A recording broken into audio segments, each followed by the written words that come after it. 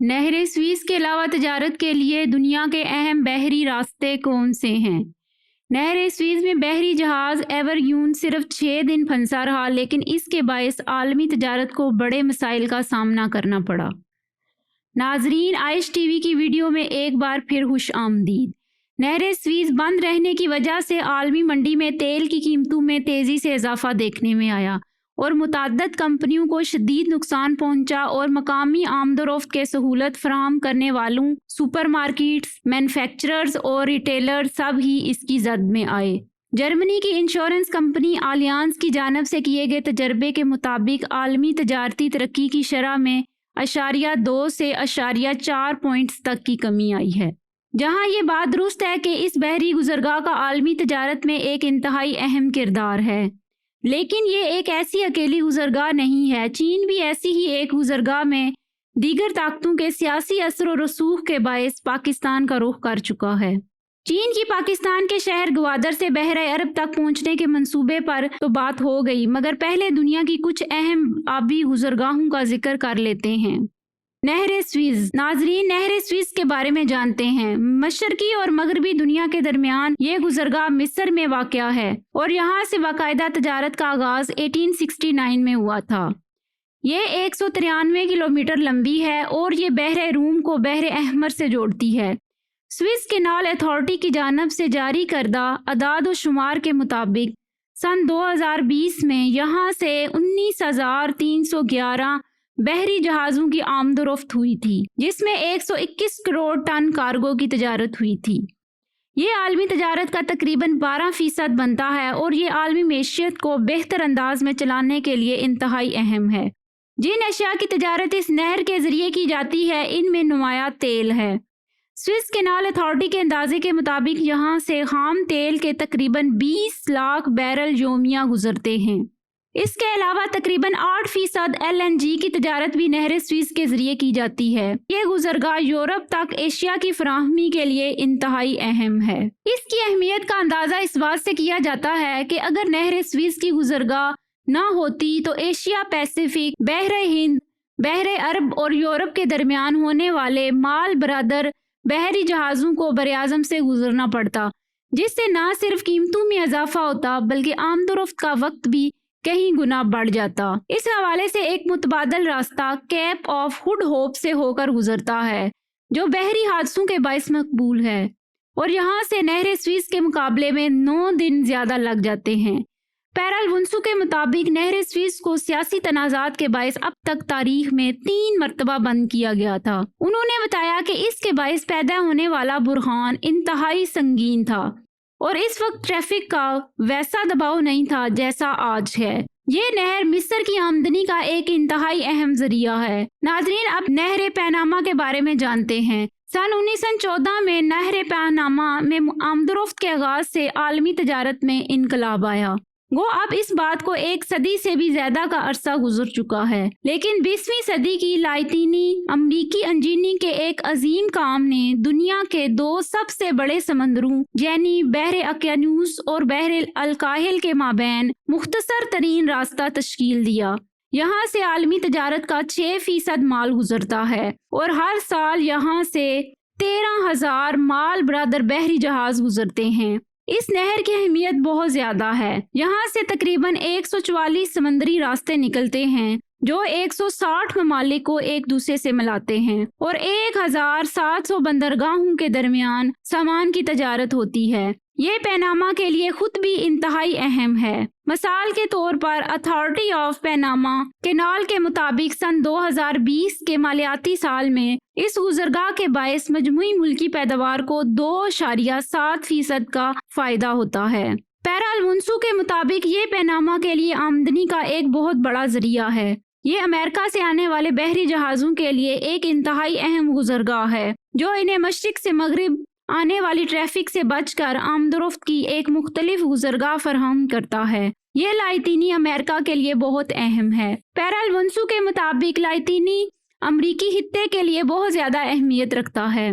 بیشتر ممالک اس چینل سے فائدہ اٹھاتے ہیں۔ کیریبین اور کیریبین سے بحر الکاہل تک بہت زیادہ تجارت کی جاتی ہے، لیکن یہ چینل باقی گزرگاہوں کے مقابلے میں خاصا پیچیدہ ہے۔ یہ لاک سسٹم کی بنیاد پر بنایا گیا ہے، حالانکہ اس کے باعث اسے بلا روک ٹوک آمد و رفت بحال رکھنے میں مدد ملی ہے، لیکن شاید اس کی اصل کمزوری یہ ہے کہ اس کے آپریشنل رہنے کا انحصار بارشوں پر ہے۔ گزشتہ چند سالوں میں، خاص کر سن 2016 میں، اس نہر کی توسیع کی گئی تھی تاکہ پانی کے استعمال میں بہتری لائی جا سکے۔ تاہم بحر القاہر اور بحر اقیانوس کے مابین مصنوعی سڑک کو جب سن 2020 میں بدترین قدرتی بحرانوں میں سے ایک کا سامنا کرنا پڑا تو اس بات کا انکشاف ہوا کہ اس گزرگاہ میں پانی تیزی سے کم ہو رہا ہے۔ سن 2019 میں بارشوں کی کمی نے بحری جہازوں کو ایک سمندر سے دوسرے سمندر میں منتقل کرنے والے پیچیدہ لاک میکانزم کی کمزوریوں کو افشا کیا۔ نہر کا انچارج ادارہ آپریشن کو رواں رکھنے کے لیے مختلف اقدامات پر کام کر رہا ہے، جس میں یہاں سے گزرنے والے جہازوں کی تعداد کو کم کرنا بھی شامل ہے۔ ناظرین، اب ہم جانتے ہیں آبنائے ہورمز۔ بلا شبہ یہ دنیا کا سب سے اسٹریٹجک سمندری راستہ ہے جو مشرق وسطیٰ میں تیل پیدا کرنے والوں کو ایشیا، پیسیفک، یورپ اور شمالی امریکہ کی کلیدی منڈیوں سے جوڑتا ہے۔ صرف 160 کلومیٹر لمبا اور انتہائی تنگ گزرگاہ ہورمز کو نہر سوئز اور پیناما کے برعکس کسی ملک کی جانب سے کنٹرول نہیں کیا جاتا۔ یہ خلیج فارس کو خلیج عمان سے جوڑتا ہے، جہاں ایران، کویت، سعودی عرب، بحرین، قطر اور متحدہ عرب امارات جیسے ممالک واقع ہیں، اور بحر عرب بھی ہے۔ آبنائے ہورمز کے انتہائی تنگ نقطے پر یہ نہر عمان کو ایران سے صرف 33 کلومیٹر کے فاصلے سے الگ کرتی ہے۔ اس میں 2 سمندری گزرگاہیں ہیں جو صرف 3 کلومیٹر لمبی ہیں۔ اگرچہ اس نہر میں نقل و حمل کے بارے میں کوئی سرکاری اعداد و شمار موجود نہیں ہے، لیکن امریکہ کے انرجی انفارمیشن ایڈمنسٹریشن EIA کے مطابق عالمی تیل کی تجارت کا 5واں حصہ یہاں سے گزرتا ہے۔ دوسرے لفظوں میں، یہاں سے ہر روز 2 کروڑ 10 لاکھ بیرل خام تیل اس بحری گزرگاہ سے گزرتا ہے۔ EIA کے مطابق یہ دنیا بھر کی پیٹرولیم مصنوعات کا تقریباً 21% بنتا ہے۔ آبنائے ہورمز سے گزرنے والا زیادہ تر سامان تیل سعودی عرب سے آتا ہے، اور اس کی نمایاں منزلیں چین، انڈیا، جاپان، جنوبی کوریا اور سنگاپور کی ایشیائی منڈی ہوتی ہے۔ اس لیے شاید پڑھنے والے یہی سوچیں گے کہ یہ علاقہ کئی ممالک کے مابین تناؤ کا مرکز ہوگا۔ سن 2018 میں توجہ کا مرکز اس وقت بنا جب ایران کی جانب سے دھمکی دی گئی کہ وہ اس گزرگاہ کو بلاک کر دے گا۔ یہ پیش رفت امریکہ کے سابق صدر ڈونلڈ ٹرمپ کی جانب سے جوہری معاہدے سے دستبرداری اور تہران پر پابندیاں عائد کرنے کے بعد سامنے آئی۔ واشنگٹن پوسٹ کے مطابق تازہ ترین امریکی پابندیوں سے قبل مرتب کیے گئے اعداد و شمار بتاتے ہیں کہ ایران کی طرف سے گزرنے والے راستے کو روکنے کی دھمکیوں سے دنیا کو اس لیے تشویش لاحق ہو جاتی ہے کیونکہ اگر یہ راستہ بند ہو جاتا ہے تو دنیا کی تیل کی فراہمی میں 20% کمی واقع ہوگی۔ تاہم پیرال ونسو کے مطابق یہ صرف ایک وارننگ کے طور پر استعمال کیا جانے والا حربہ ہے تاکہ دباؤ میں اضافہ کیا جا سکے۔ انہوں نے کہا کہ ایسا اقدام کسی ایسے ملک کے لیے اٹھانا انتہائی مشکل ہو جاتا ہے جس کی معیشت کا دار و مدار تیل پر ہے۔ ناظرین، اب ہم آبنائے ملاقہ کے بارے میں جانتے ہیں۔ یہ بحر ہند، بحر الکاہل اور بحر الکاہل کے جوڑنے والی تقریباً 900 کلومیٹر لمبی گزرگاہ ہے۔ سنگاپور کے سامنے یہ اپنے سب سے تنگ نقطے پر ہوتا ہے جہاں اس کی چوڑائی صرف 27 کلومیٹر رہ جاتی ہے۔ عالمی تجارت پر نظر رکھنے والے ایک ادارے کے مطابق یہاں سے ہر سال 84,000 بحری جہاز گزرتے ہیں جو عالمی تجارت کا 25% بنتا ہے۔ یہاں سے گزرنے والے سامان کا 2/3 حصہ خلیج فارس کے خام تیل پر مشتمل ہے۔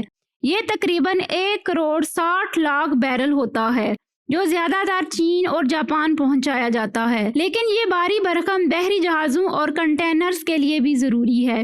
چین، جاپان اور جنوبی کوریا جیسی معاشی طاقتوں کے لیے بلکہ ابھرتے ہوئے جنوب مشرقی ایشیا کے لیے بھی آبنائے ملاقہ تیزی سے اہم ہو رہی ہے۔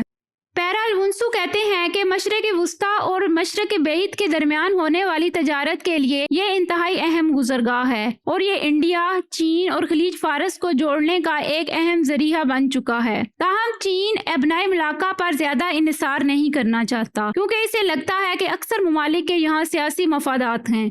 यही वजह थी कि चीन के सदर शी जिनपिंग ने सन 2013 में पाकिस्तान के साथ मिलकर चीन पाकिस्तान इक़्तिसादी राहदारी का मंसूबा शुरू किया था।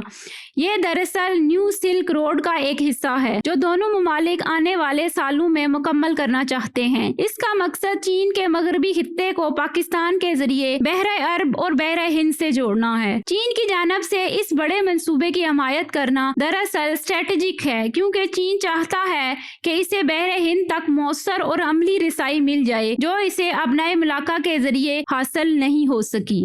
नाजरीन, उम्मीद करती हूँ आपको आइश टीवी की ये वीडियो पसंद आई होगी।